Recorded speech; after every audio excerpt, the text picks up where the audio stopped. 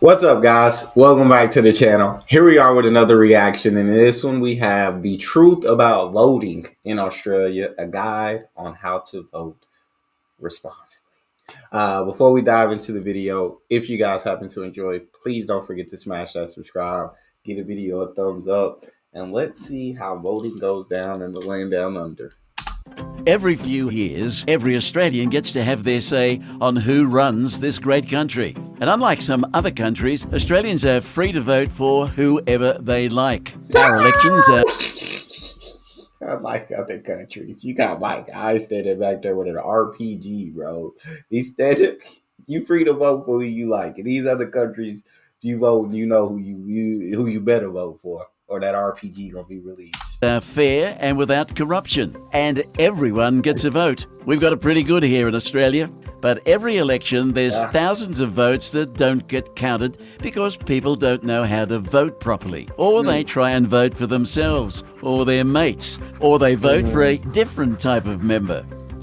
Oh my days. I was gonna say it's crazy because this ain't number the boxes right there at the top, number the boxes.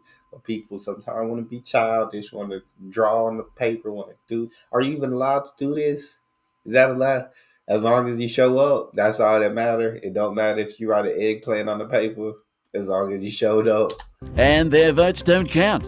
So no wonder we end up with dodgy politicians and buffheads running this great country, which is why I'm here, National Treasure John Burgess, to make sure this election you know how to make your vote count and vote responsibly. But to truly understand how to vote, we've first got to understand how our system of government works. Now, there are two houses of Parliament, the House of Representatives and the Senate. Both have different functions. So let's take a look at the House of Reps. Australia is broken up into 151 electorates, with each of those electing a representative.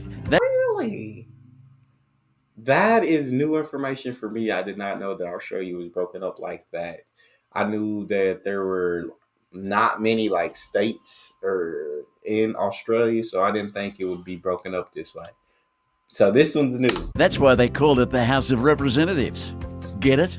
Whichever party wins more than 50% of the seats in the House of Representatives will form government, and the leader will be the Prime Minister. Now, when the government want to make a new law, they kick it off here in the House of Representatives. It gets debated and voted on. And because the government has a majority of the votes already, most laws will pass without too much debate or scrutiny. We don't want our government passing laws willy-nilly, so we had to come up with a way to keep a check on them, which is why we have the Senate. Every state elects 12 senators, and each territory elects 2, so we get 76 senators in total. Now, this is why the Senate is often called the States House.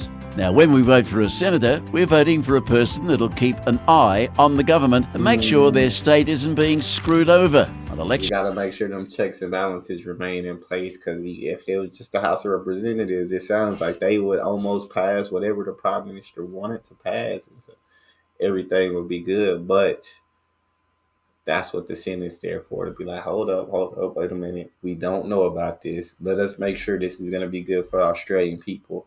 But when it comes to politicians, I personally, and it may just be my experience, I don't trust them anyway. Neither do I think they're the ones calling the shots. It's people behind the people in power. You feel? It's the people behind that you don't get to see that's pulling all the strings. But it's always good to have checks and balances. But to an extent, it can be detrimental when, like, if you just can't get anything passed or can't get anything done because they can't agree on passing anything.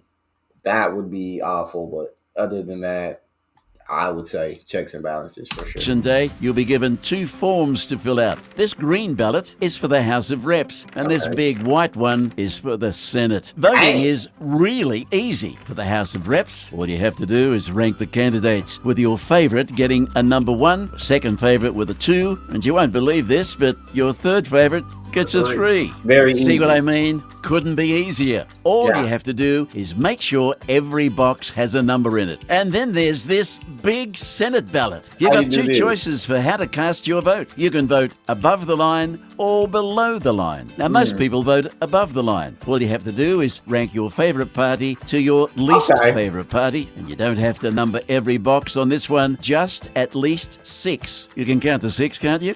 Got you. Of course you can. What if you Now, vote once you below put the your line? ballot in the box, So what if you decide to vote below the line? How do you do that? Or like, what's the difference in voting above the line and voting below the line? Would be the questions that I need to know. counting begins. All the number ones are counted first and tallied. If a candidate gets more than 50% of the vote, they win.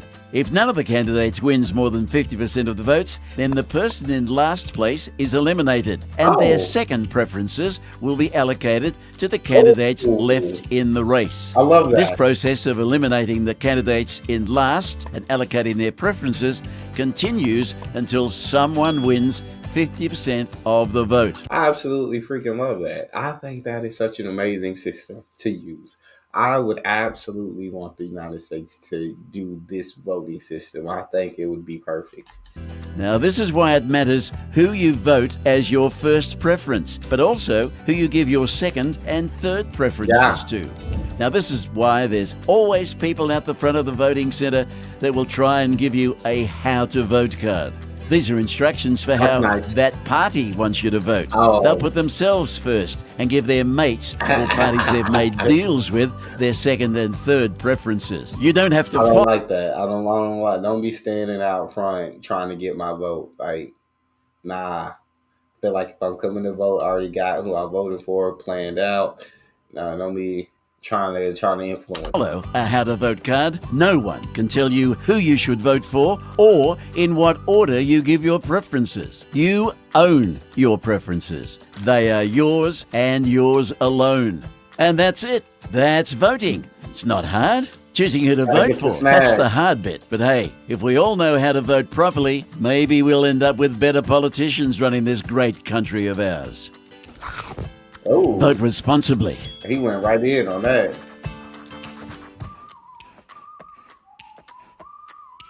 Definitely got to vote Authorised by P. Hansen, responsibly. Pauline Hanson's One Nation, Brisbane. That was a great video. Shout out to the way that Australia votes, because I would absolutely love that voting system here in the United States, rather than the two-party system we have now. And of course, more than a third party could run, but at the end of the day, nobody's really voting. Like, the third party's not going to win, and people get so mad when you don't vote either Democrat or Republican, because they feel like you're throwing your vote away, but nobody can tell you who to vote for. But I just love the ability to number 1 through 6. So maybe your top choice doesn't get it, but your second choice gets it, and that's cool. It's like, that was your second favorite. I didn't get who I wanted, but I'm still happy with this choice. Third choice gets it, maybe not as happy, but it just, to me, it just feels like a better system. That's all we've got. If you enjoyed, don't forget to subscribe, give it a thumbs up, check out the next. I'll see y'all next.